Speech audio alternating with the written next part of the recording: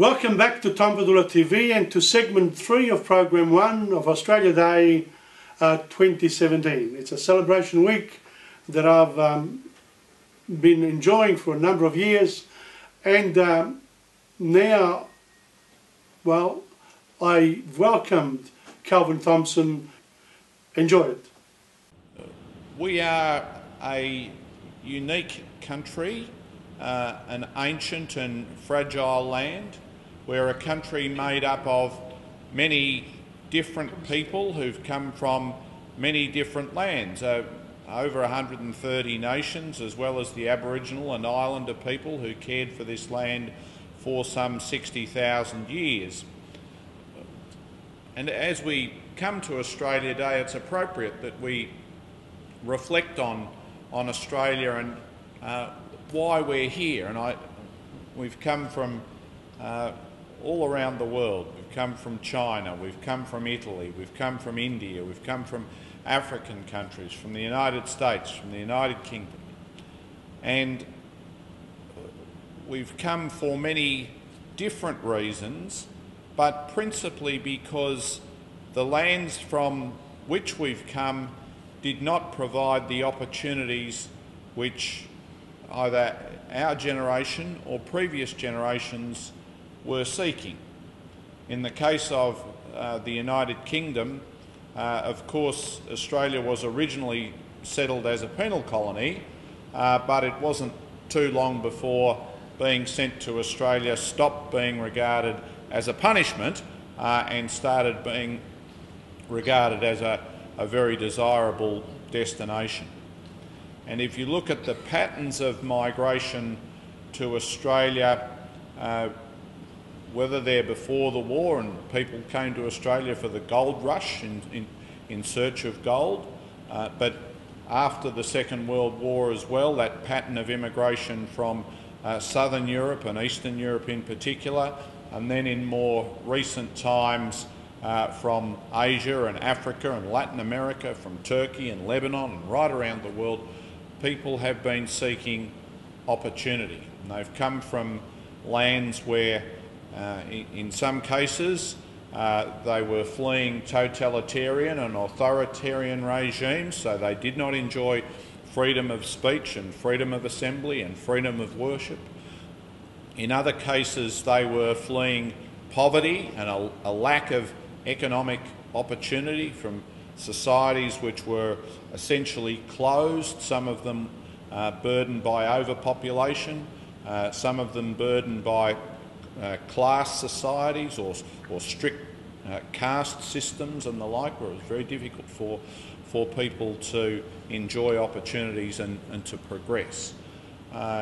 Some of them were leaving countries where the environment was in very poor state, where there was poor air quality or poor water quality, or the beaches were too dirty or simply too far away. And so people have come to Australia for all sorts of different reasons, and in making their own unique and distinctive contributions have made this country what it is. And it's important that we look at our history and that we learn from our history, and I know that that's something that Tom is very concerned about. And in terms of learning from our history, we should say, what is it that we owe to ourselves and what is it that we owe to future generations, having regard to our experience? And I think the first thing is that we should value that freedom that we have in this great democracy, freedom of speech, freedom of assembly, freedom of expression, freedom of religious thinking.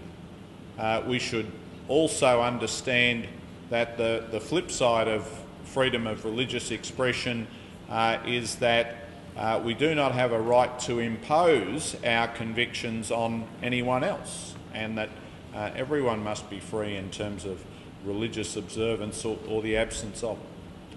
So freedom is very important. In terms of economic opportunity, we should always seek full employment. Often these days you'll have economic commentators talking about 5% unemployment as if that's a natural rate of unemployment and that's okay. From my point of view, it's not okay. 5% unemployment is 5% unemployment, and unfortunately in Australia we have not only the 700,000 or 800,000 who are unemployed, we also have a lot of people who are in part-time work, casual work, insecure work. And I think that we owe to everyone who is here, and we particularly owe to generations coming, the younger generation, the same sorts of employment opportunities that previous generations have enjoyed. And we also need to take care to pass on an environment in as good a condition as the one that we found.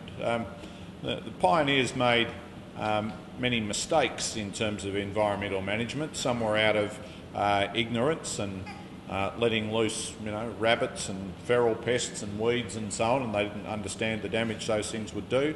Some were perhaps out of greed and seeking to make the land produce more than it was capable of in a largely arid country with generally low rainfall. So we've had those problems of salinity and algal blooms and water quality and the like. We need to protect our environment and our unique and beautiful bird life and animal life and plant life, and ensure that that is there for future generations as well.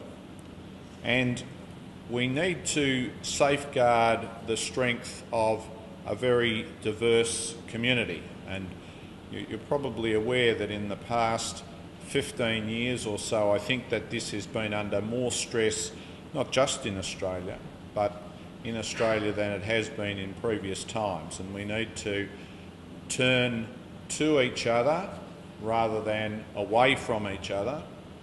And I think that this is something that we owe to ourselves, but also to the rest of the world, because it seems to me that Australia in many respects has been one of the most successful nations on earth, and one of the best things that we can do is to act as a beacon to other countries about how people can live together peacefully and in harmony, in tolerance, in prosperity, that others can learn from this. And when you see things that in America, for example, some of the dog-eat-dog system of the American economy and the incidence of drugs and crime from a society which has often failed its African American people and others.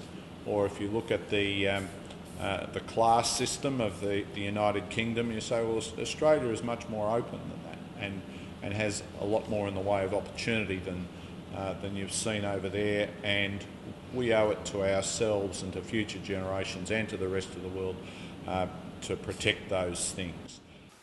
Well, that's it for program 1 of Australia Day Celebration Week 2017. I've introduced Calvin Thompson. Stay tuned for the next program, because he's going to elaborate on what he has said in this particular segment. Don't forget TomPadulaTV.com for your YouTube experience, and also Channel 31 app, and Channel 31 Sundays and Fridays for now, but that changes. Free-to-air viewing programming changes regularly, so you just have to look up what goes on in our TV guides. Thank you for viewing. I'll see you for the next program.